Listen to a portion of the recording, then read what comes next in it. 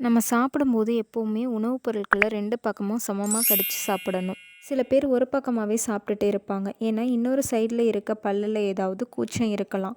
இல்லைன்னா பல்லுல ஏதாவது சொத்தை இருக்கலாம். இல்லைன்னா பல்ல எடுத்து ரொம்ப நாள் கட்டாம இருக்கலாம். சில வாரம் வரை இப்படி ஒரே பக்கமா சாப்பிட்டுட்டு இருந்தா எந்த பிரச்சனையும் இல்ல. ஆனா, வருஷக்கணக்கா ஒரே பக்கமா சாப்பிட்டுட்டு இருந்தோம்னா, எந்த பக்கம் அதிகமா யூஸ் பண்றோமோ, அந்த பக்கத்துல உள்ள பல்லெல்லாம் தேய ஆரம்பிக்கும். எந்த பக்கம் நம்ம சாப்பிடாம இருக்கோமோ, அந்த பக்கத்துல உள்ள பல்லு மேலலாம் அழுக்கு சேர ஆரம்பிக்கும். அதே டைம்ல ஈறு பிரச்சனையும் வர ஆரம்பிக்கும். இந்த மாதிரி ஒரே பக்கமா சாப்பிட்றவங்களுக்கு டிஎம்ஜே ஜாயிண்ட்ல பெயின் வரலாம். சம்டைம்ஸ் ஹெட்டேக்கும் வரலாம். சில பேருக்கு ரொம்ப வருஷமா தலைவலி இருக்கும். எதனால இந்த தலைவலி வருதுன்னே அவங்களுக்கு தெரியாது. இந்த மாதிரி ஒரே பக்கமா சாப்பிட்றது கூட ஒரு ரீசனா இருக்கலாம்.